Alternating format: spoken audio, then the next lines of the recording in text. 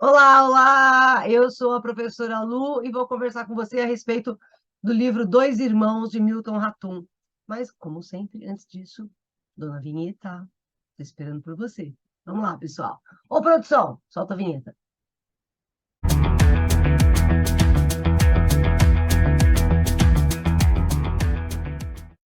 Oi, pessoal. Vamos lá falar sobre o livro Dois Irmãos. Mas antes eu queria pedir uma gentileza, se fosse possível, né? Você pode. Aquilo que todo mundo pede, normalmente eu não peço, mas hoje eu vou pedir. Será que você não pode indicar o canal para os seus amigos? Porque a gente tem o desejo que é transformar esse canal em um canal muito assistido, porque assim muita gente tem acesso à informação sobre literatura. Então, se puder compartilhar, ó, não vou chegar a ser o número um, mas pelo menos um milésimo, né? Já está de bom tamanho, tá legal? Então, agradeço aí se você puder compartilhar e indicar para os amigos, a gente fica muito feliz, tá? Antes da gente começar, já sabe, né? Eu compartilho com vocês a nossa tela e vamos falar sobre o livro Dois Irmãos, de Milton Raton. Nós temos aí no canal, eu vou deixar depois o link aqui para vocês. Nós temos aí no canal uma live, um chazinho quente aí, servido? Uma live que eu fiz com a professora Jerusa Zelnis. E eu vou deixar o link para vocês direitinho.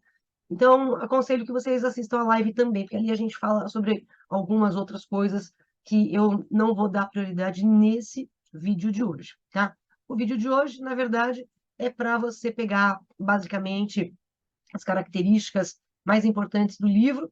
Vamos lembrar que normalmente quando a gente tem um livro de leitura obrigatória, seja com vestibular, ou seja, que o professor pediu na escola, ou coisa do tipo, é muito comum que sejam pedidas, na verdade, não informações sobre a historinha, não o que aconteceu, mas sim o que significa, o que representa aquele acontecimento. E é nesse sentido que a gente vai. Mas antes, deixa eu comentar com você um pouquinho aqui a respeito da história do livro Dois Irmãos. No livro Dois Irmãos, nós temos um libanês chamado Halim. Halim é casado com Zana, tudo bem? E os dois têm, na verdade, o Halim conquistou a Zana com uns gasais, né, que ele entregou para ela. Na verdade, ele entregou para ela, ele deixou lá em cima da mesa, no envelopinho, como se ele tivesse perdido. São versos, né, bastante simbólicos da afeição, do amor, né, que se tem por uma pessoa. E aí ele foi ao Biblos, né? O que que é o Biblos? O Biblos era o restaurante do pai da Zana. E aí ele foi até o Biblos e fez de conta que ele esqueceu o envelopinho com os versinhos lá. Um tempo depois, o pai da Zana devolve o envelope para o Halim e fala: Olha, você esqueceu. E o Halim fica todo triste, né, achando que a Zana não tinha lido. Ela tinha lido, sim. É que ela fez de conta que não leu. E aí a Zana se interessa pelo Halim e os dois vão se casar. Há algumas oposições em relação ao casamento, principalmente das maronitas, que acham que a Zana não deveria se casar com um muçulmano. Mas, de qualquer maneira, os dois se casam e aí eles vão ter uma vida amorosa muito intensa, né? Assim, sexualmente falando, os dois têm um fogo danado, né? E aí o Halim não quer ter filhos, porque ele quer que a relação dele com a Zana não tenha nenhum tipo de interferência. Mas a Zana vai querer. Por quê? O pai da Zana, depois de um certo tempo, ele morre lá no Líbano. O que aconteceu foi o seguinte: a Zana falou para o pai: Olha, pai, por que você não vai ao Líbano rever a tua terra, os seus amigos e tal? E aí ele vai, só que ele morre lá. E a Zana fica em luto algum tempo. E durante esse luto, o Halim fica triste, porque a Zana não quer nada com ele, coisa do tipo. Quando ela sai do luto, ela fala para o Halim: Nós vamos ter 3 filhos. Né? E o Halim não quer filhos, mas os filhos virão. Quem são os filhos de Halim e Zana? Peraí, vamos voltar? Quem são. Voltar. Quem são os filhos de Halim e Zana? Jacob, né, que é gêmeo de Omar, tá? Esses dois são gêmeos. E a gente vai ter mais uma menina, que é a Rania. A Rania é a caçula. Só que quem é chamado de caçula o tempo inteiro no romance é o Omar. Ele é chamado de caçula, ele é chamado de peludinho. Só que assim, quando os gêmeos nascem, Omar, ele nasce com um pouco mais de fraqueza, né? Ele é um menino mais debilitado. E aí o que acontece? A Zana, ela acaba, na verdade, dedicando muito mais atenção e carinho para o Omar, né? Só que assim, o Omar vai ficar bom, mas a Zana vai continuar, né, dedicando muito carinho e amor ao Omar, tá? Isso vai criar uma rivalidade entre os gêmeos, né?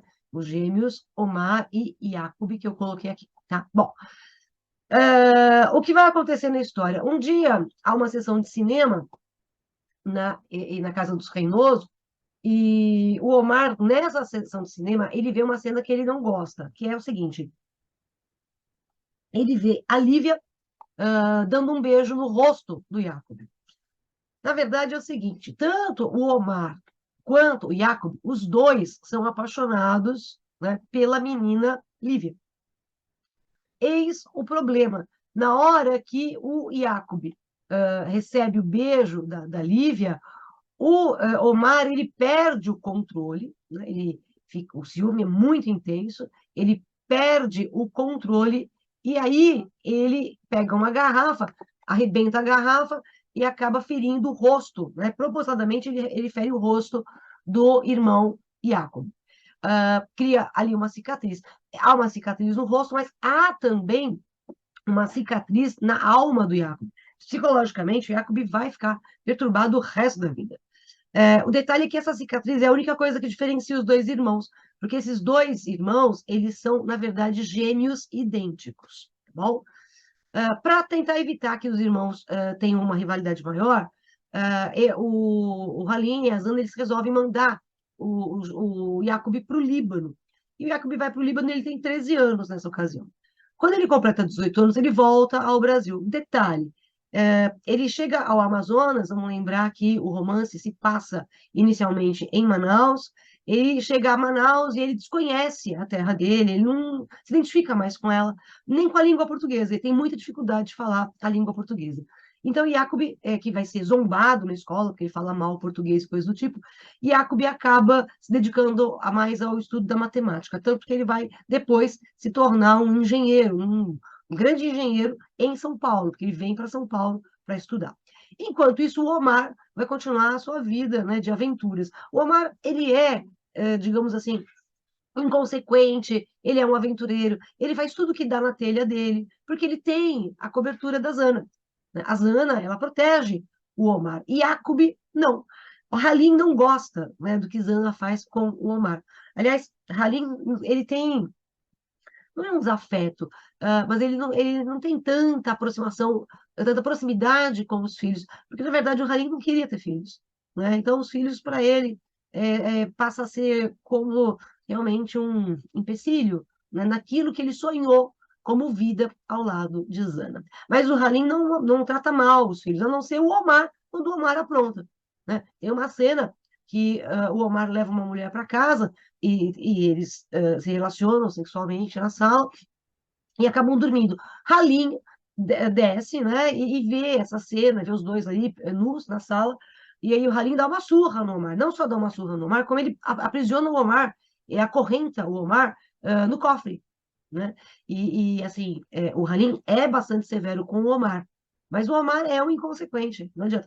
O Omar, ele é emoção, e Jacob é razão, tá bom? Bom, acontece o seguinte, o Jacob vem para São Paulo e algum tempo depois o Jacob acaba se casando. Só que ele não conta para os pais quem é a esposa dele, mas eu vou contar para você, né, com quem, oh meu Cristo, né, com quem que o Jacob acabou se casando. Deixa eu só voltar lá na minha tela, né? Eu e essa minha mesa digitalizadora, realmente, nós não nos damos muito bem, né? Ela está sempre fazendo o que eu não quero. Então, vamos lá. O Jacob, né? Ele acaba se casando, adivinha com quem? Com a Lívia, tá? Mas ele não falando para a família, e só depois é que o Omar acaba descobrindo. O Omar vem para São Paulo depois de um tempo, é um castigo, né, da família. O Omar vem para São Paulo para estudar, não vai morar com o Jacob não permite que o Omar vá morar com ele, mas um dia um feriado de 15 de novembro, o Jacob vai para Santos com a esposa, a Lívia, e o Omar vai até a casa do Jacob e ele encontra lá as fotografias do casamento, tudo, e ele rasga as fotografias, faz desenhos pornográficos nas fotografias, rouba o passaporte do Jacob, rouba dinheiro do Jacob e vai passear nos Estados Unidos, né? Como se ele fosse o Jacob. Isso é viável, né? Eles são gêmeos idênticos, então não dá para ver ele na fotografia do passaporte na época que não é o Jacob que está embarcando, e sim o Omar, tá? Então o Jacob vai acabar se casando com a Lívia em São Paulo. Enquanto isso, o Omar vai ter as suas aventuras amorosas, né? E tem algumas aventuras, mas duas mulheres, né? O Omar acaba levando para casa. Uma delas é a mulher prateada, a Dália, só que a Zana dá um jeito de espantar a Dália da vida do Omar. E a outra ela aparece no livro pelo nome, pela identificação, né, de Pau, tá difícil aqui, né, é a Pau Mulato, tá? Ok? Então vai assim mesmo. Ela é a Pau Mulato, tá legal? E, e o Omar se apaixona por ela, ele abandona a casa dele, vai viver lá junto com a Pau Mulato, e a Zana vai armar um processo de vamos trazer de volta o filho para casa, e ela acaba também afastando o Omar da Pau Mulato. Na verdade, a Zana afasta os filhos de todo e qualquer envolvimento amoroso. O Jacob só casou com a Lívia porque ele veio embora para São Paulo, senão ele também não teria casado, essa é a minha opinião. A Rania, ela também teve um namoro, só que a Zana não permitiu esse namoro, porque o rapaz era de uma classe social mais baixa. E isso faz com que a Rania se torne uma menina, uma mulher muito fechada. Ela vive no quarto dela, né? Ela vive no quarto dela. Na verdade, as duas grandes paixões da Rania são Jacob e Omar, tá bom? São os grandes amores dela, ela é apaixonada pelos dois irmãos, tá? Bom, o Jacob, ele vai buscar vingança o tempo todo, ele não perdoa o irmão em momento algum, e no final da narrativa, eu vou fazer uma síntese muito, muito, muito, muito grande do livro. No final da narrativa, Jacob e a Zana, na verdade, que aproxima, tenta aproximar o Jacob e o Omar de um indiano, para que eles construam um hotel em Manaus e tal. É só que o plano da Zana não dá muito certo, porque o Jacob acaba conchavando com esse indiano, que é o Roshiran, e o Jacob passa o Omar para trás. O Roshiran vai acabar ameaçando a família, porque o Roshiran pagou um dinheiro para o Omar, adiantamento, para encontrar o terreno, para construir o tal do hotel e coisas do tipo. O Omar gastou o dinheiro, o negócio, o terreno não acaba não dando certo, o Roshiran quer o dinheiro dele de volta, e aí começa uma perseguição ao Omar. Não só por isso o Omar vai ser perseguido, mas também porque o Omar, quando ele estuda no colégio lá conhecido como o Galinheiro dos Vândalos, o Omar se torna muito próximo do professor Antenor Laval, que é um comunista, né, simpatizante da esquerda, e que vai ser perseguido, né, por causa disso, porque a gente está nessa fase. Bem, ó, o livro ele começa lá no ciclo da borracha, a história começa no ciclo da borracha, e ela avança até o período de regime militar no Brasil. Então, o Laval vai ser perseguido, né, por causa das suas ideologias comunistas, acaba sendo morto, né, e o Omar, vinculado a isso, também acaba sendo preso. Bom, resultado: Omar vai ter dívidas imensas, a Rania vai tentar cobrir as dívidas do Omar, o Roshiran quer, como forma de indenização, a casa, né, da Zana. A essa altura, o Halim já tinha falecido, o Halim ele morre numa noite de Natal, e o Halim já tinha falecido, e aí a Zana vai perder a casa vai ser entregue ao Roshiran, e a casa libanesa vai se tornar um comércio do indiano Roshiran. Zana fica, quando ela perde o Halim, quando o Halim morre, Zana fica extremamente depressiva, triste, melancólica, e a Zana passa por um processo assim, meio de debilidade mental, até que ela vai acabar morrendo. Só que a Zana morre no final do livro e morre no começo também, porque o livro começa justamente falando da Zana internada num hospital, perguntando se os filhos dela, o Jacob e o Omar, fizeram as pazes. E eles não fizeram. E no final do livro, você vai ter de novo, né? A Zana vai cair, vai se machucar, né? E vai acabar sendo internada, e ela vai acabar morrendo. Então, a narrativa é circular, isso eu já vou te explicar direitinho, tá? Então, basicamente, é isso que eu tenho no livro Dois Irmãos, mas muito basicamente mesmo, mas é só o que eu preciso para a gente começar a falar das características do livro. Bom, quando você abre o livro, o que você lê logo de início é a epígrafe. As epígrafes, né? O que é uma epígrafe? É uma parte inicial de um texto, só que assim, a epígrafe, ela precisa ter algum vínculo com o que vem logo após ela. Então, aqui no caso, a epígrafe do romance Dois Irmãos, ela tem que ter um vínculo com a história. E o Milton Ratum, sabiamente, colocou como epígrafe o poema Liquidação, do Carlos Drummond de Andrade. Né? Vamos dar uma lidinha? A casa foi vendida com todas as lembranças, todos os móveis, todos os pesadelos, todos os pecados cometidos ou em via de cometer.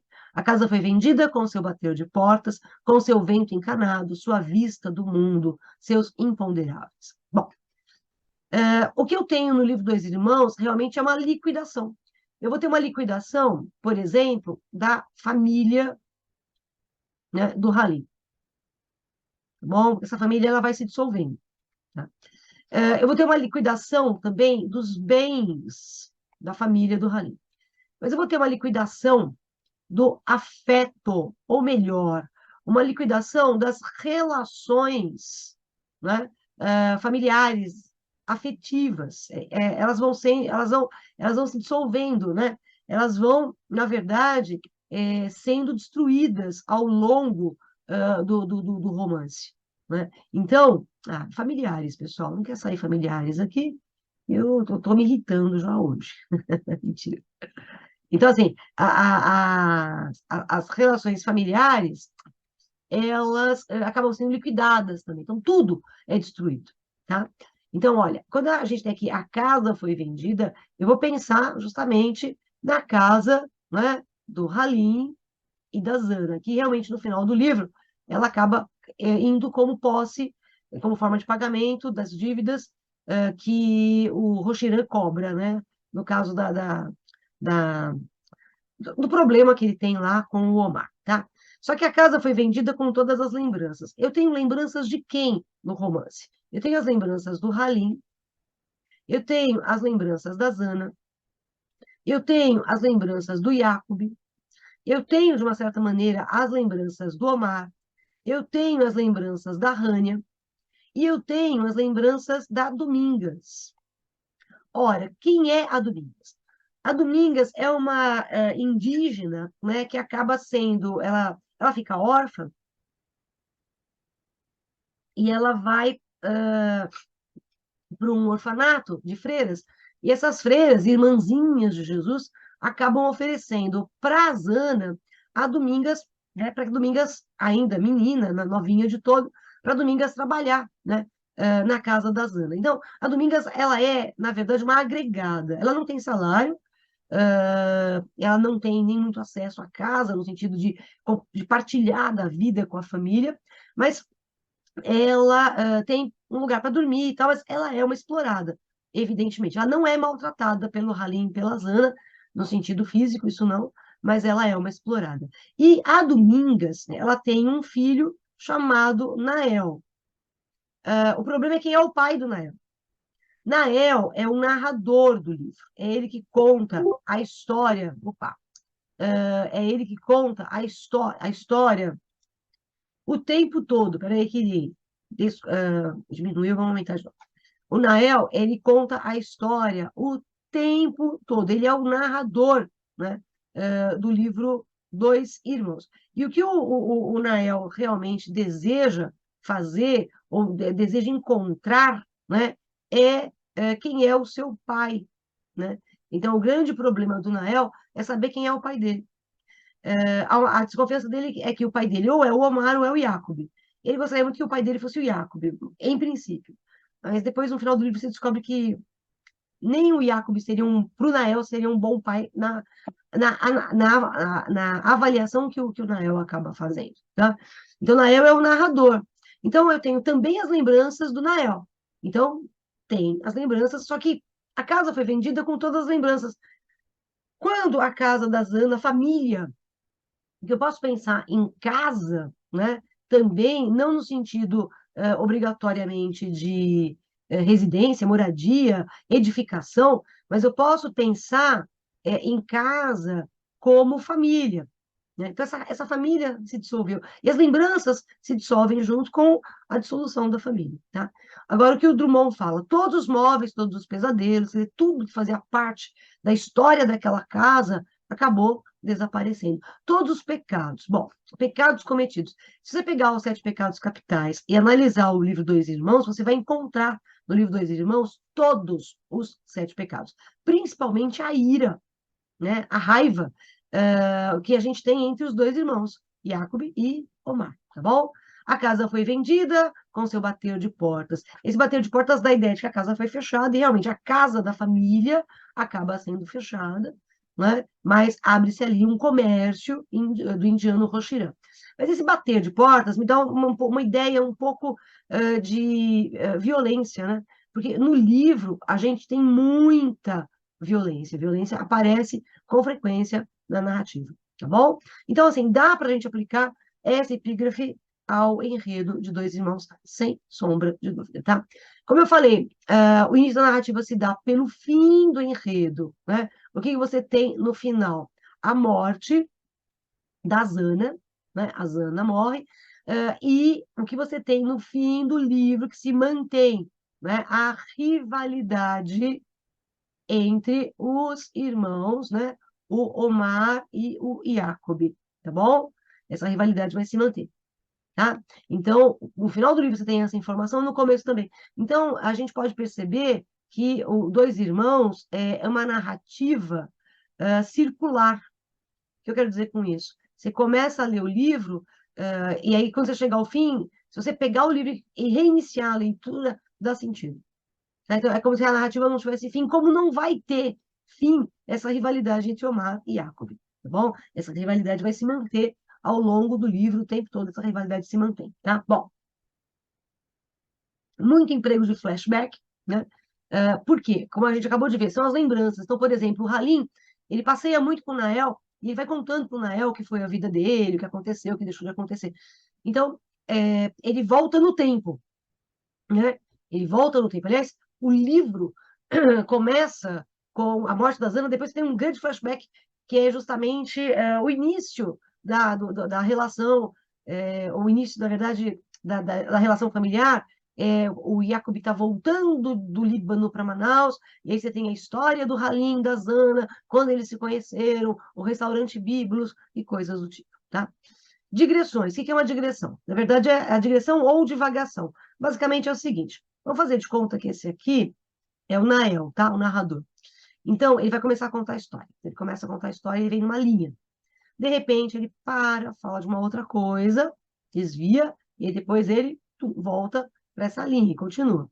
Aí ele para, fala de outra coisa, né? Desvia e volta para a linha narrativa até chegar ao final. Então, esses desvios aqui, ó, né, do eixo narrativo, a gente vai chamar de digressão ou divagação. Quem usa muito essa coisa, por exemplo, do flashback, o romance de memórias, digressivo, é o Machado de Assis. E não há dúvidas de que o Milton Raton tem influência da obra machadiana. Total influência do Machado de Assis, tá? Muita descrição espacial. Quando eu falo em espaço, eu vou pensar inicialmente em 2 ambientes, né? Um deles é Manaus, né? E o outro deles é a cidade de São Paulo, principalmente. Tá? Mas eu tenho outros espaços. Por exemplo, é muito bem descrita a casa da família, é muito bem descrita a cidade flutuante, é muito bem descrita, descrito, aliás, o quartinho do Nael, ali o cômodo em que vive a Domingas. Então, os espaços têm muitos detalhes. Dá para você imaginar exatamente aqueles espaços. Tá? Análise psicológica, o Dois Irmãos é um romance psicológico, em que a gente percebe que as personagens elas têm grandes problemas. Na verdade, pessoal, assim, transtorno, problema psicológico, eu acho que todo mundo tem. Eu não acho que se você conhecer alguém que fala assim, eu não tenho nenhum problema psicológico, tem. É achar que não tem, sabe? Todo mundo tem. E aqui todas as personagens têm problemas psicológicos. Todas. Nenhuma escapa. Nem a Zana. A Zana é poderosa, decidida, determinada, mas tem um grande problema, ela é possessiva. Ela é a comandante de tudo ali. E ela é possessiva principalmente em relação ao Omar, né? E a poeticidade. No livro, a gente tem muita linguagem poética, e no livro, o Milton Ratum, ele se vale de metáforas muito bonitas. E uma sequência de metáforas a gente chama de alegorias. Tá? Tem de monte no livro também. Bom, literatura intimista já ficou meio óbvio, né? Primeiro porque é uma literatura voltada, é um romance, na verdade, voltado para o íntimo das personagens, tanto que a gente consegue entrar, né, no mundo psicológico, né, de cada um deles. Se eu estou entrando na mentalidade de cada um deles, eu tenho que, obrigatoriamente, me valer desse discurso aqui, que é o discurso indireto livre, que é o discurso que mostra o que a personagem pensa, o que a personagem sente, né? É o discurso interiorizado da personagem. E isso a gente tem também, junto com discursos indiretos e discursos diretos que aparecem na narrativa. Muito coloquialismo, muito padrão culto da língua portuguesa, mas não é só da língua portuguesa, também da língua árabe, e não é só isso. A gente tem no livro também alguns elementos indígenas que aparecem ali pela figura da Domingas, né? Aliás, as culturas díspares, eu quero dizer, com díspares, são diferentes. Então, você tem no livro, né, a cultura brasileira, você tem no livro a cultura libanesa, né? E você tem no livro essa cultura, vou repetir aqui, tá? Indígena, tudo bem? Inclusive, o pai da Zana, no restaurante Biblos, quando ele vai fazer a comida lá, que ele vende, ele prepara o alimento com ingredientes tipicamente amazonenses, né? Manauaras, e também com ingredientes libaneses, né? Então, o Biblos é um lugar muito interessante. Ele é um espaço que reúne, né, um plano multiétnico, né, pluricultural. É bem interessante nesse sentido. Agora, a língua árabe aparece muito no livro. E o Nael, que é o narrador, ele fala: olha, o Halim falava comigo e ele usava uns termos árabes que eu não sabia o que significava. Mas, até pelo contexto, ele acaba descobrindo o que significa. Tá? Intertextualidades, de monte no livro. O que é intertextualidade? É um texto que já existe dentro de um novo texto. Então, se o grande assunto de dois irmãos, né, o grande tema é a rivalidade entre gêmeos, obviamente, entre irmãos, você vai ter o aspecto bíblico, Caim, Abel, Esaú e Jacó. Tá? Esaú e Jacó, o mito bíblico dos irmãos gêmeos rivais, ele aparece num livro do Machado de Assis, que vai também se chamar Esaú e Jacó, só que os personagens, os irmãos, né, em Esaú e Jacó, os gêmeos, se chamam Pedro e Paulo. Tá? Uma diferença que eu tenho entre Esaú e Jacó é que os irmãos são rivais, mas a mãe, a Natividade, ela não alimenta essa rivalidade entre Pedro e Paulo. A Zana, no Dois Irmãos, ela alimenta, assim, a partir do momento que ela está ali, né, sempre paparicando o Omar, sempre achando que ele é algo coitadinho, que ele é a vítima, ela acaba alimentando, né, o ciúme e o ódio do Jacob e também do Omar. Porque o Omar, pelo seu lado, ele escuta também muitos elogios ao Jacob, porque o Jacob estudou, o Jacob virou um engenheiro, um cara que se deu bem na vida. Então, o ciúmes é mortal praticamente no livro todo. Tá? O mito de Jó, eu vinculo o mito de Jó, por exemplo, ao Halim, né? Porque o Halim, ele tem uma paciência com a Zana, que é uma coisa assim, sabe? É porque ele gosta mesmo da Zana, né? Ele tem essa paciência extremada, né? Com a Zana, tá? em diversos momentos a gente percebe. E o Halim até é razoavelmente calmo. Tudo bem que ele dá uma surra no Omar, mas o Omar também mereceu, né? Cá para nós, é claro que eu não sou adepta de nenhum tipo de violência, mas não é que o Halim foi lá e deu uma surra no Omar porque o Omar estava quieto. Não, o Omar chegou, colocou o pai no limite, né? E aí o Omar, ele é bastante, perdão, o Halim acaba sendo bastante severo ou, a certo ponto, violento, né? Com principalmente o Omar, tá? Eu estou procurando aqui no livro a passagem que ele se refere a Moisés, o menininho colocado no cestinho, né? Só que agora eu não estou achando que eu não, eu não, eu não destaquei aqui antes, né? Então agora eu não estou achando. Mas olha, sabe o que eu achei? Eu achei, por exemplo, um termo árabe, né? Que é o harami, perdão, harami que aparece aqui, né? Por exemplo, né? Que é quando Jacob conta para o pai que o Omar roubou o passaporte dele, roubou o dinheiro, ele chama o irmão de ladrão, né? É um harami, né? E tem outras passagens, mas a do Moisés que eu estou procurando agora, eu não estou encontrando, mas pode confiar, tá? Tem intertextualidade com a Bíblia, tá bom? As Mil e Uma Noites. As Mil e Uma Noites é um livro que uma historinha vai puxando a outra, vai puxando a outra. E aqui, no Dois Irmãos, você tem isso também, né? Você tem um encadeamento de histórias, né, que vão aparecendo. Édipo, principalmente no nível psicológico. O complexo de Édipo, ele aparece, né, muito fortemente na narrativa. Então, por exemplo, vou pegar uma perspectiva. Zana, né? Zana, ela é apaixonada por Omar. Então, aqui eu teria um Édipo invertido, tá?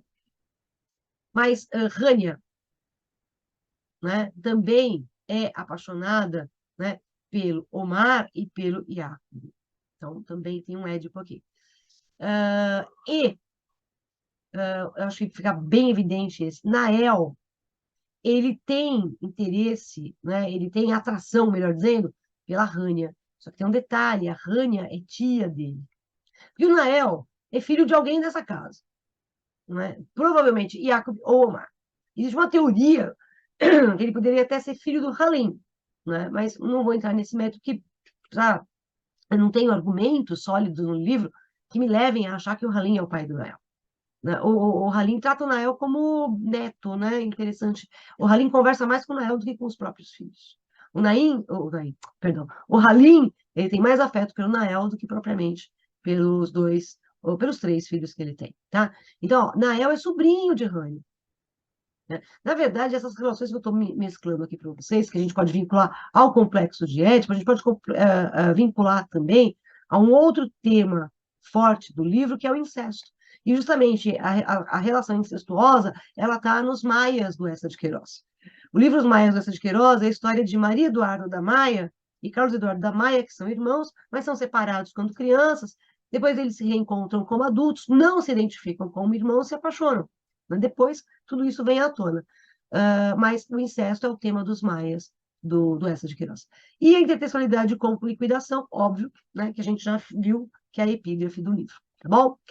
Polifonia. Nós temos um russo chamado Mikhail Bakhtin, e o Bakhtin, ele defende a várias, né? Então, assim, se eu fosse traduzir ao pé da letra, seriam vários sons. Só que, na verdade, não são vários sons, são várias vozes, né? São vozes, mas não são vozes de timbre vocal, são vozes ideológicas. E a gente tem no Dois Irmãos a voz do Nael, a voz do Halim, a voz da Domingas.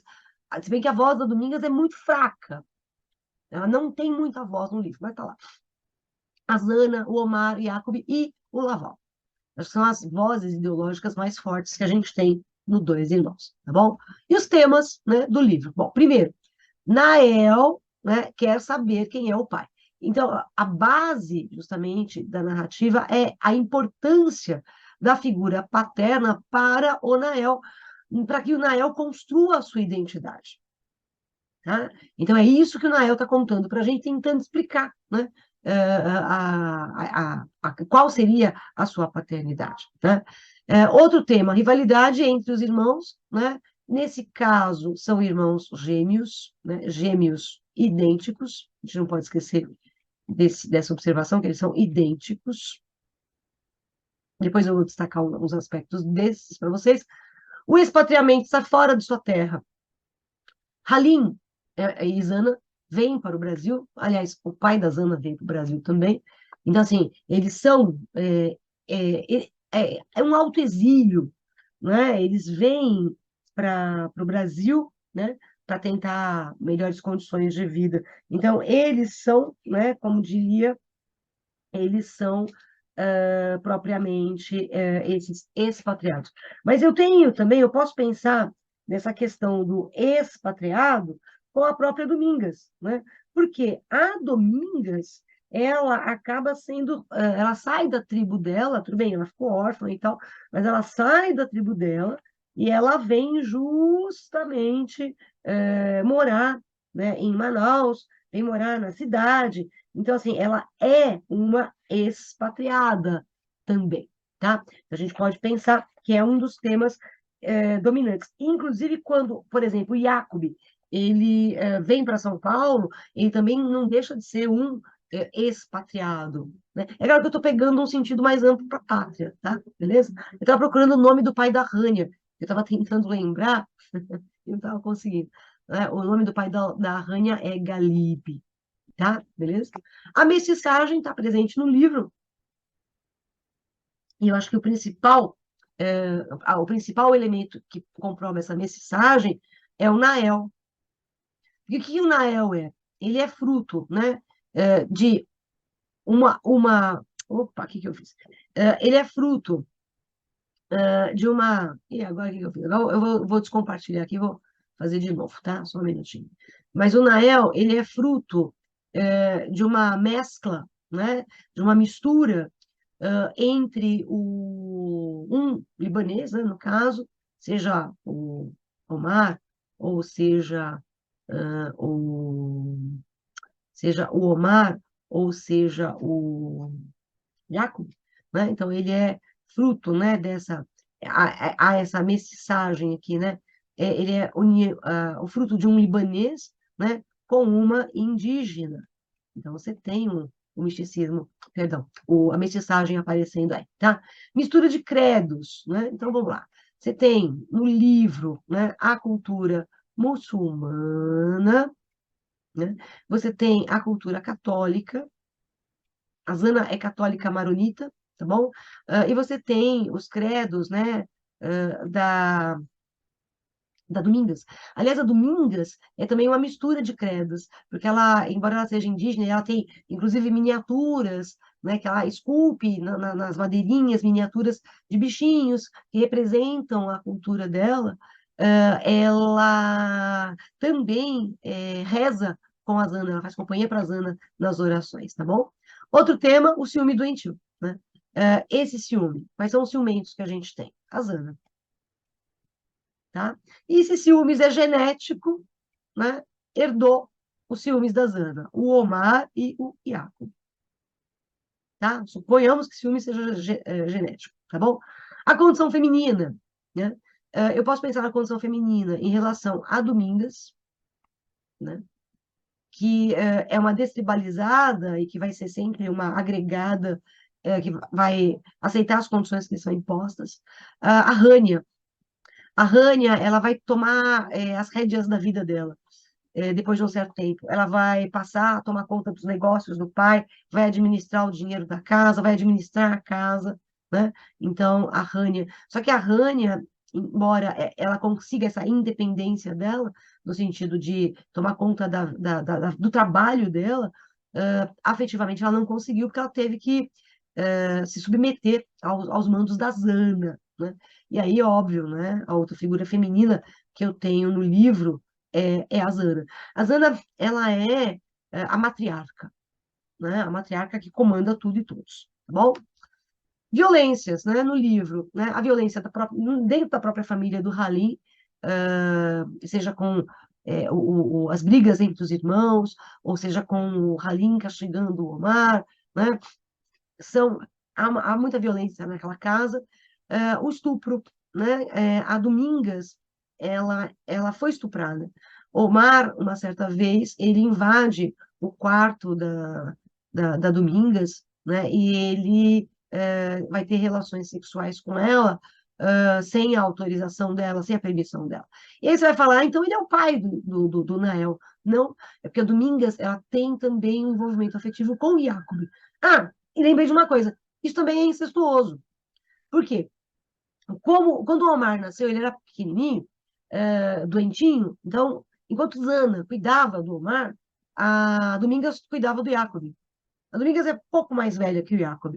Então, quando a Domingas se envolve sentimentalmente com o Jacob, se ela ajudou a criar o Jacob, seria uma espécie de mãe do Jacob. Então, também seria ali uma relação incestuosa, tá bom? E o complexo de Édipo, né? Do Jacob em relação à própria Domingas, tá? Ausência de identidade social. Esse é o grande problema do Nael.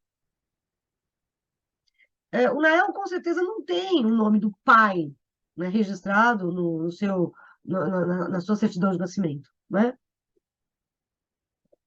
E na sociedade, ainda hoje, é importante você ter o nome dos pais, né? Saber quem é o teu pai. Submissões e humilhações gerais no livro, principalmente da Domingas, do Nael, né? O Nael também se submete. A Zana faz o Nael um garoto de recados, ela manda o Nael fazer as coisas para ela, né? O Nael acaba sendo, por herança, também um agregado empregado da casa, tá? As humilhações, por exemplo, e as submissões da Dália, né? A Dália é humilhada pela Zana, a Palmulato, né? Também. Outro tema é o militarismo, né? Porque, como eu falei, o livro ele vai desde o ciclo da borracha até o regime militar, e a gente vai ter aquela invasão em Manaus, aquela coisa abrutalhada, violenta, né? Do exercício dos militares. Olha, aliás, é um Brasil sob um comando bastante agressivo, bastante autoritário e bastante violento, isso aparece no livro. E a exploração da mão de obra, aí seria mais em relação à figura da Domingas e do Nael, por extensão. Bom, agora vamos falar sobre o narrador Nael. Ah, bom. Nael é o narrador testemunha. Na verdade, assim, ele é um narrador, né, que, além de ele testemunhar a história, né, ele participa dela. Então, ele é um narrador que participa, tá? Ele é um narrador participante, tá? É um narrador personagem, se você preferir, né? Narrador personagem. E, além disso, o Nael, ele é um narrador que testemunha o que acontece. Então, ele é um narrador observador, mas ele também sabe o que as personagens pensam, né? Então, ele é um narrador também onisciente. Tá legal? Agora, veja, ele testemunha o que acontece, mas ele testemunha depois de uma certa idade, que há uma fase na narrativa em que o Nael não estava vivo, não é? Então, a partir do momento que ele começa a ter noção da vida adulta, é que ele começa a participar de toda a história, e ele vai contar isso num tempo distante. O Nael, existem dois narradores, na verdade. Aliás, perdão, não é isso. Existem dois Naéis na narrativa. Existe um Nael, que é o Nael jovem, não é? Que vive a história, portanto, é o narrador personagem. E existe um Nael, vou chamar de Nael velho, mas ele não seja velho, o homem maduro, vamos pensar dessa maneira, né? Que conta a história. Então, esse Nael jovem, ele é personagem, tá bom? E esse Nael mais maduro é propriamente o narrador. Tanto que é o Nael narrador maduro que julga os acontecimentos, que avalia os comportamentos dos indivíduos. Tá legal? E isso aqui você já sabe, porque eu já falei. O que ele está fazendo no livro? Está procurando a identidade dele.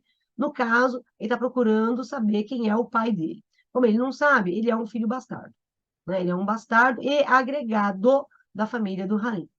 Tá? Ele é um filho bastardo ou do Jacob ou do Omar, né? De uma maneira mais fiel às informações que o livro apresenta para a gente. O Nael está envolvido na memória dele, é uma narrativa de memória, portanto, né? Então a memória do Nael vai ser importante, mas não é só a memória do Nael. a gente tem outras memórias também na narrativa. Então, a gente vai ter, por exemplo, a memória do Halim, que, aliás, eu acho que é uma das memórias mais importantes da narrativa, porque a maior parte das coisas que acontecem é o Halim que conta para o Nael, né? Mas eu tenho a memória também do Jacob, tá? Do Omar, né? Da Domingas, tá? E do próprio Nael, obviamente. Legal? E aí ele vai recuperar todo o passado, a casa onde ele viveu, em Manaus, né? O que acontece com a casa, as transformações que a casa, pelas quais a casa passa, né? Então ele reconstrói o seu passado. Ele reconstrói o passado da família do Halim de um tempo áureo até esse tempo de ruínas, tá? Manaus é o espaço, né, principal que a gente tem, de 1910, como eu falei para vocês, que vai do ciclo da borracha, que traz grandes avanços para Manaus e uma corrida também para Manaus, no sentido de riqueza, até os anos de 1960, 68, para ser mais específica, quando a gente tem a ditadura militar, tá? Ele vai falar sobre Manaus, o processo de não só modernização de Manaus, mas de transformação de Manaus. Por exemplo, uma outra ruína, além da casa da família, eu também tenho uma ruína de uma Manaus tradicional, né? Ou melhor, mais do que uma Manaus tradicional, é uma Manaus autenticamente Manaus. Porque Manaus ela vai perdendo essa sua autenticidade, assimilando, né, elementos de outras culturas, principalmente o perfil europeu, né? Tanto que Manaus ela deixa de ser autêntica e passa a ser chamada, inclusive, de a Paris das selvas, não é? É um dos nomes, né? Uma das maneiras que a gente tem de referência a Manaus, principalmente ali no início do século XX, tá? Agora, o que me interessa, na verdade, não é só essa história de Manaus, porque ele conta a história de Manaus, ele fala da cidade flutuante quando ela é destruída, ele vai falando de Manaus, a gente consegue ver Manaus ali, mas eu gosto muito disso aqui, ó, ela atua como personagem. Porque, por exemplo, quando os libaneses chegam a Manaus, eles vão ter a vida deles transformada por influência do espaço. Jacob também. Jacob, quando ele vai para o Líbano, ele volta do Líbano, ele também sofre, né, algumas alterações e, na verdade, uma desadaptação, né, dele quando ele está em Manaus. Então, Manaus é uma personagem. Lembra um pouco o livro Cortiço, do Aloysio Azevedo, em que no livro Cortiço, o Cortiço atua, o Cortiço altera comportamentos. Aqui, Manaus também vai alterar os comportamentos. Então, por isso que ela é uma personagem a mais do livro. Tá? A casa libanesa, no caso, a família, né?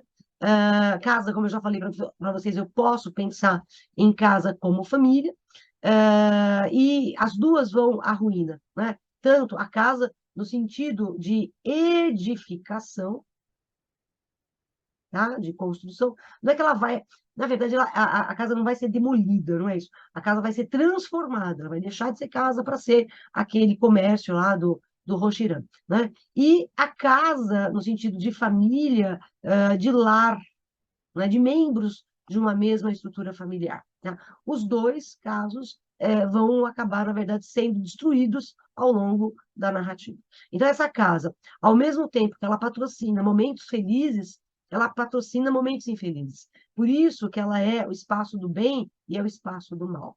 Aliás, uma coisa que eu vou discutir com você já já é qual dos gêmeos é o bom e qual é o mal. Vai pensando, tá bom? Isso, um outro espaço que eu tenho. Então, eu já vi o espaço Manaus, falei da casa, a casa libanesa, e um outro espaço é São Paulo, quando o Jacob vem para São Paulo. O Omar acaba vindo para São Paulo também para estudar, mas a vinda do Omar para São Paulo não interessa muito. Interessa-nos a vinda do Jacob para São Paulo. É a grande metrópole, então é um processo de ascensão. Né? Ir para a cidade grande significa ascender. Né? Então, Jacob está buscando essa ascensão. E talvez Jacob esteja buscando essa ascensão justamente para mostrar para a família que ele é melhor que o Omar. Que, embora a mãe paparique o Omar, ele, Jacob, é muito melhor do que o Omar. É uma necessidade de autoafirmação que o Jacob tem frequentemente. Mas São Paulo também é um espaço de isolamento. né? Porque, se você reparar, no livro não se fala de nenhum amigo de Jacob em São Paulo. Ele não tem amigos em São Paulo. Ele tem a Lívia, a esposa, e só, né? Então, assim, é o isolamento da grande metrópole. Quer dizer, todo mundo está... Eu estou em São Paulo, né? Eu tô num prédio aqui, né? Que tem 13 andares, que tem muitos apartamentos, e cada um está na sua casinha, né? Embora eu conheça os meus vizinhos e adore os meus vizinhos todos, eu tenho essa felicidade de ter uma vizinhança muito boa, tanto aqui quanto na minha casa de campo, eu tenho essa felicidade de ter pessoas muito solidárias, e pessoas muito gentis, e pessoas muito respeitadoras em relação ao espaço, né, do próximo. Eu tenho essa felicidade, mas a gente tem um certo isolamento, né? É a minha vida, é a sua vida, é a vida do seu vizinho. Quer dizer, há é como se cada um tivesse realmente uma vida única, e isolada, né? A cidade também isola as pessoas, porque muitas vezes, como a cidade é muito grande, ninguém conhece ninguém, né, direito. Então, você está isolado nesse espaço, tá? Mas é o espaço da segurança, ela é um referencial de segurança para o Jacob, principalmente, porque ele vai arrumar emprego, então ele vai arrumar dinheiro. Como eu falei, ele vai ter essa ascensão econômica, então ele vai alcançar a estabilidade, e para ele isso é um modo de ser superior ao Omar, tá bom?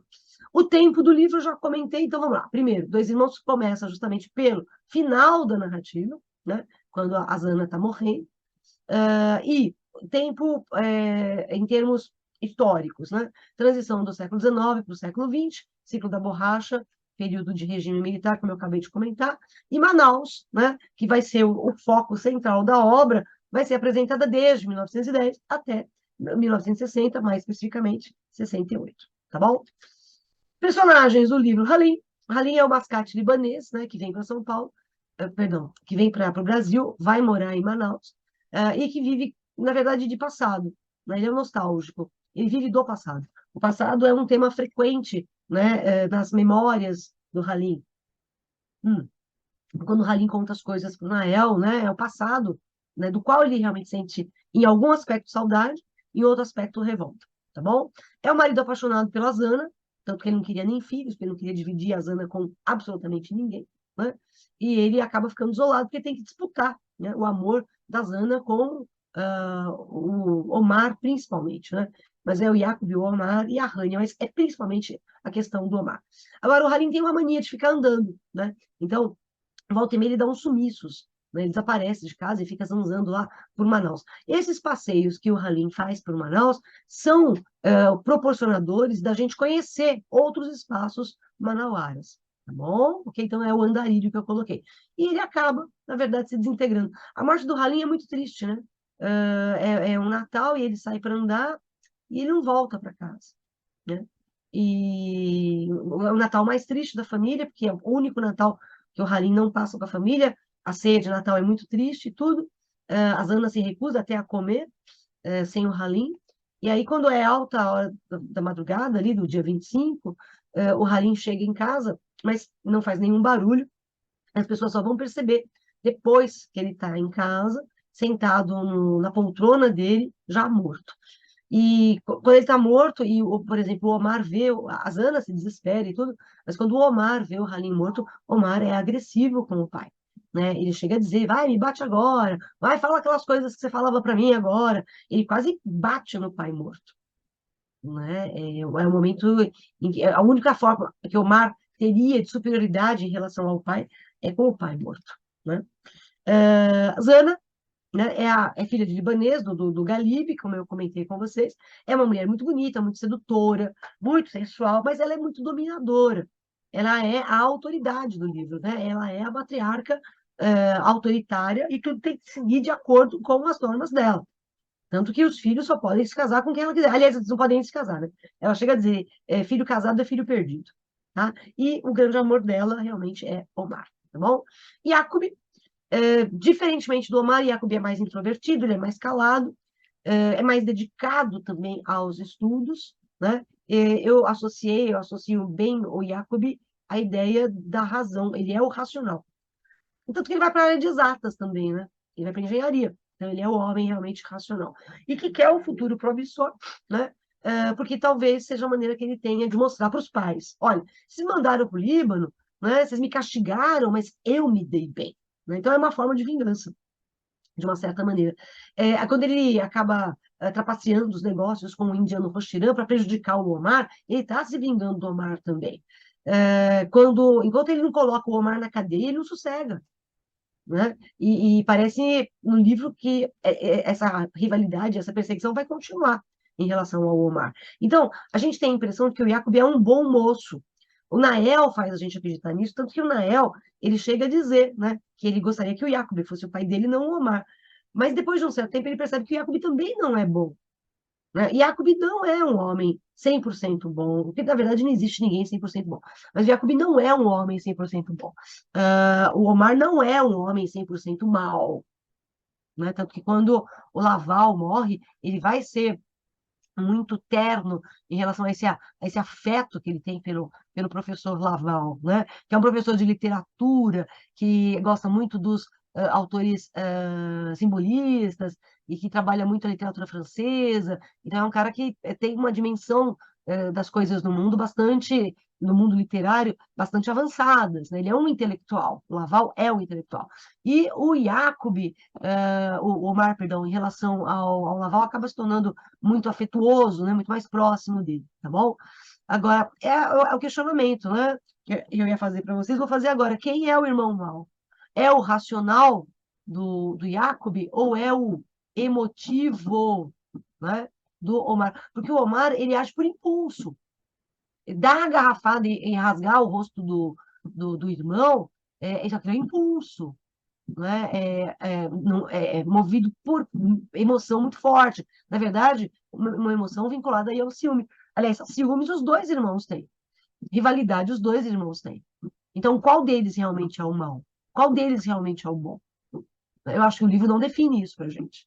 Ele vai deixar bem ao estilo machadiano, aquela coisa, né? Capitu traiu ou não traiu o Bentinho. Aqui é a mesma coisa, né? O Omar é bom ou é mau? Jacob é bom ou é mau? Né? Fica aí o questionamento. O Omar, ele vive a vida, né? Ele vive os prazeres da vida. Então, ele bebe, ele vai para Gandaia, né? Ele tem um monte de mulher. O Jacob é o certinho, comportamento ilibado, homem de família. Mas isso não significa que Jacob seja bom. Também não significa que o Omar, que é um arruaceiro, que vive fazendo, desde a época da escola, lá no Galinheiro dos Vândalos, né? Que, aliás, ele se tornou um aluno notório, inesquecível no Galinheiro dos Vândalos, pelo que ele aprontava. Né? Aliás, diga-se de passagem que o Nael vai estudar no Galinheiro dos Vândalos também. E quando ele vai estudar no Galinheiro dos Vândalos, ele se identifica um pouco com o Omar. E aí que o Nael fala, será que o Omar também não é meu pai? Né? Então, assim, o Omar, ele é o homem que vive o dia a dia. Ele aproveita a vida a partir daquilo que ele avalia como coisa boa. Então, sabe, beber, ter mulher, se divertir, para ele isso é bom. Acabou. É isso que ele quer da vida. Né? Há um momento no livro que ele chega a falar para a mãe, né, que ele está trabalhando no banco, e a mãe fala, nossa, agora o Omar, né, ele se tomou jeito, né? Ele se endireitou. Nada, ele estava trabalhando com contrabando. Então, assim, ele realmente é, né, o arteiro da narrativa, é o caçula, né? O caçula. E, por um lado, enquanto o Jacob ele vem para São Paulo e prospera, Omar não prospera, ele está estagnado. E essa estagnação do Omar representa muito a estagnação não só da população manauara, esquecida pelas autoridades do país, que o Manaus vai ser lembrado depois quando você tem a Zona Franca de Manaus. De resto, eles são esquecidos frequentemente. Aliás, o Brasil tem muitas regiões e muitos lugares que são esquecidos pelas autoridades. Né? Então, ele fica lá, paralisada, estagnada. Parece que não é uma questão só de parar no tempo para manter a tradição, é parar no tempo e não dar às pessoas as condições básicas de vida. Né? E destruir aquilo que tem, que existe de bom na cidade, para construir aquilo que o governo acha que é bom, que é interessante. E nem sempre é para a população. Então, o Omar, ele representa essa estagnação, né, do homem brasileiro, em especial do homem do norte do Brasil, afinal de contas, a gente está falando de Manaus. Eu tenho aqui uma capa, que é uma obra, que são os quadrinhos, é o HQ, né, do Dois Irmãos, feito pelo Fábio Moon e pelo Gabriel Bá. O HQ é muito bom, eu gostei bastante. A única coisa que eu sinto um pouco é que, se você não conhecer a história, talvez você tenha dificuldade também de acompanhar o HQ, mas é uma opção, né? Então, você está assistindo aqui essa minha aula, então, se você quiser pegar depois o HQ, eu acho que dá para você acompanhar, tá? É muito bonito, é muito bem feito, né? O Fábio Moon e o Gabriel Barro foram muito felizes na adaptação que eles fizeram do Dois Irmãos aqui para quadrinhos, né? Para HQ, tá bom? Muito bem. Rania. Rania é a irmã mais nova, né? Que se desiludiu amorosamente, como eu já falei, e aí ela vai se dedicar ao comércio. É interessante, né, essa coisa do comércio, né? Porque, se a gente observar bem, o avô, né, o Galibe, né, era o dono do restaurante, depois o Halim, né, com a lojinha dele lá, que vendia de tudo, vendia fiado. Aliás, tanto o restaurante, o Biblos do Galibe, quanto a loja do Halim, eram pontos de encontro, né, de libaneses, de judeus marroquinos, né, de manauaras, todo mundo se encontrava lá para bater papo, né? Agora, o grande amor da Rania é o Omar, tá? E é um amor incestuoso, sim, e o Omar chega a ser. Ele chega, por exemplo, a colocar as mãos nas partes íntimas da Rania. Ele sabe que ela gosta dele. O Omar, ele é bastante, eu ia falar um pouco, mas ele é bastante egocêntrico, né? E ele tem essa necessidade de ter as mulheres aos pés dele. De uma certa forma, eu posso até associar o Omar ao mito de Dom Juan, né? Porque ele vai seduzindo as mulheres. Aliás, sem querer, ele seduziu a mãe, tanto que a mãe só vê o Omar pela frente, seduziu a mãe não no sentido de que ele foi para a cama com a mãe, isso ele não fez, tá bom? Só se tiver dois irmãos, dois. Não, porque as Ana morrem um, não tem como. Domingas, a indígena, né? Mãe do narrador, Nael. Vamos só fazer uma observação. O nome do Nael só aparece no 9º capítulo do livro. A gente só sabe que é o Nael que está contando a história no 9º capítulo. Tá? Então, até o 9º ele é só personagem ali, propriamente. Tá? É agregada, servente fiel da casa do Halim, tem essa origem indígena, como eu falei, e que segue, né, os preceitos católicos, cristãos, né, da Zana, mas também tem ali o seu pé na sua cultura original, que é a indígena. Domingas é uma vítima do sistema todo, Domingas é, de uma certa forma, uma vítima da família, é uma vítima de Jacob. Eu vejo Domingas dessa forma. Jacob seduz Domingas, né? E Jacob tem um caso com a Domingas, e Domingas gosta disso. Domingas acaba morrendo, também solitária, e o Nael chega a pedir para que a Domingas fosse enterrada no túmulo da família. E ela vai ser enterrada ao lado de Halim. É engraçado, porque é avô e mãe de Nael enterrados lado a lado. Eu acho que é o único momento em que as culturas estão unidas, né, de uma maneira definitiva, que é o momento da morte. Tá bom? E o Antenor Laval, que é o professor de francês, como eu falei, que adora poesia, principalmente a poesia simbolista, e que vai ser vítima, né, da polícia durante o regime militar, porque ele vai ser considerado subversivo. Eu acho que essa é uma parte muito importante do livro, né, no registro histórico, né, porque você tem, inclusive, quando o Omar acaba sendo preso, ele é violentamente agredido pela polícia, a Rania tenta socorrer o irmão, ela também é, de uma certa forma, repelida brutalmente pela polícia, né, pelos militares aqui nesse caso. Então, é um registro de uma época de um Brasil bastante infeliz, né? Então, cuidado, porque isso é muito importante na narrativa Dois Irmãos. Lívia é a moça bonita, né, que acaba despertando os amores, né? Então, quem gosta da Lívia, né, o Jacob, com quem ela acaba casando, né? Mas, né, o Omar também gostava dela, né? Então, a rivalidade dos irmãos, ela não vai só assim no sentido de quem é o melhor, é de quem vai ter Lívia também. Aliás, quem vai ter as mulheres do livro, né? Jacob e Omar disputam as mulheres, a mãe, Zana, e a Lívia, né? O amor, tá bom? Ah, ela é um dos motivos, motivo importante da discórdia entre os gêmeos, mas não é o único motivo. Ela é o motivo que desencadeia a cicatriz no rosto do Jacob, isso sim, tá bom? O Rochiran, que é o indiano que trabalha na construção civil, e ele representa no livro o mundo capitalista. Ele é capaz de destruir todas as tradições para que aquela lojinha dele que vende um monte de quinquilharias, que vem de Miami, provavelmente é tudo contrabando, né?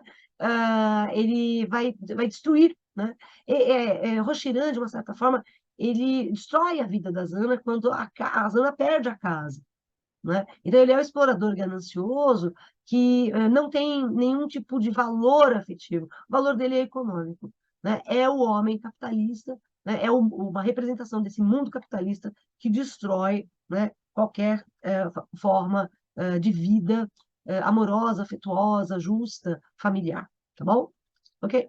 E aqui, eu não sei se o YouTube vai bloquear esse meu vídeo, capaz de bloquear, eu tenho uma entrevista do Milton Ratum, com o Drauzio Varela. Se você quiser, no YouTube tem essa entrevista inteira, vale muito a pena ver. Eu só destaquei esse trechinho para vocês, né? Deixa eu colocar aqui o áudio para vocês. Eu não sei se eu vou conseguir compartilhar o áudio, pá, né? Mas eu vou tentar. Vamos ver se esse áudio entra aqui bonitinho. Deixa eu ver se eu estou compartilhando o áudio também, né? Eu acho que sim. Vamos tentar, tá bom? Que é a pergunta mais comum dos leitores do Dois Irmãos, que é o meu livro mais lido, que é o pai do narrador, é o Omar ou o Yakub? Não sei, pode ser um ou outro, pode ser um, pode ser outro, pode ser o avô, já me disseram. Uma leitora indiscreta, a Maria Emília também disse, nossa editora. Pode ser o avô, e ela me mostrou um trecho, aí eu nem sabia disso. Eu disse, é verdade, pode ser. Então, pode ser. E eu acho que é essa possibilidade que dá força à narrativa realista. A dúvida, a possibilidade da dúvida. Da dúvida. Machado fez isso maravilhosamente bem, né? Até hoje as pessoas perguntam, né? E é uma pergunta sem resposta. O livro é sobre a dúvida, né? Sobre a dúvida também. Então, isso, eu acho que foi são coisas pensadas que você, antes de escrever, porque eu não sento e escrevo, como muitos escritores dizem que fazem, né? Não, eu sentei e escrevi. Bom, primeiro que eu acho mentira, isso não é verdade. É mentira. Eu sento e escrevo. Como? Não pensa, A gente mais senta e não escreve do que escreve. Você senta e, sabe, olha aquelas anotações, né? Então, são coisas, a concepção de personagem, de tempo, questões do tempo, isso são coisas pensadas, né? Nem tudo vai no aluvião, né, do imprevisto, né, do inesperado, nem tudo. Tem muita coisa que é pensada. Você disse que seu pai era um homem melancólico. Você acha que essa melancolia, de alguma forma, te contaminou e se reflete nos seus livros? Acho que sim. Acho que o personagem dos Dois Irmãos, o pai, tem alguma coisa. Nunca é tudo, né? Mas alguma coisa tem dele. Aliás, foi um dos. Eu não me emociono assim. Às vezes eu quero chorar e não consigo. Eu digo, por que eu sou tão. O Cris da Cunha dizia que os amazonenses têm pele de sucuriju, né? Aguentar aquele clima. Mas a morte do pai, do Halim, me emocionou. Foi um dos raros momentos assim dos livros que eu escrevi em que eu emocionei. Aí depois disse, mas isso é só um pedaço de papel. Por que eu também estou chorando aqui? Não cheguei a chorar. Miséria. Essa melancolia, mas me emocionei. Essa melancolia você percebe na Amazônia de um modo geral, não é? Os índios especificamente, né? Os indígenas. Quando a gente fala indígenas, parece que os indígenas têm uma tremenda variedade, né? Mas eles têm esse traço de melancolia, não tem? Você acha que... Porque são povos tão diversos, diversificados, não é? Mas, no entanto, tem essa característica comum. Você acha que a coisa da floresta, do clima, provoca um pouco dessa tristeza? Bom, os índios, há também a brutalidade, né, da expoliação, foram muito perseguidos e viram, né, suas comunidades Suas tribos, muitas tribos desapareceram, mas eu acho que a grandeza da natureza, a grandiosidade do mundo natural, ela nos faz mais insignificantes. Então há também essa perplexidade diante desse mundo, vamos dizer, que é um pouco um mundo sem saída, né? Você em Manaus, e isso quando eu era muito jovem, eu percebia isso na pele, assim, você está longe de tudo, né? Mas eu acho que eu não sei se uma melancolia, mas um ar contemplativo, né? Um silêncio, que é um silêncio que, vamos dizer, espelha um pouco o silêncio do Rio Negro, né? Da visão que você conhece tão bem, né? Esse rio maravilhoso. Eu acho que isso... Mas na minha casa eu sentia isso na presença do meu pai, que não sei se era da Amazônia, mas acho que tinha mais relação com a vida dele, era uma coisa mais profunda, e talvez, ao contrário da minha mãe, que era uma pessoa mais exuberante, Extrovertido. muito mais extrovertida, e ele guardava muitos segredos, né? Eu só soube que meu pai era muçulmano aos 12 anos de idade. Quando eu vi ele lendo um livro em árabe, que eu não entendia nada, eu perguntei que livro, ele disse, não, isso é o livro sagrado dos muçulmanos, chama-se Corão. Bom, pessoal, é isso, tá? Eu espero, sinceramente, eu espero ter te ajudado, tá bom? Se tiver alguma dúvida, manda para mim, ou por aqui pelo canal, ou pelo Instagram, né? Que é o Luluzinha_professor, tá bom? A gente se encontra em breve. Um beijo, fique bem. Tchau, tchau.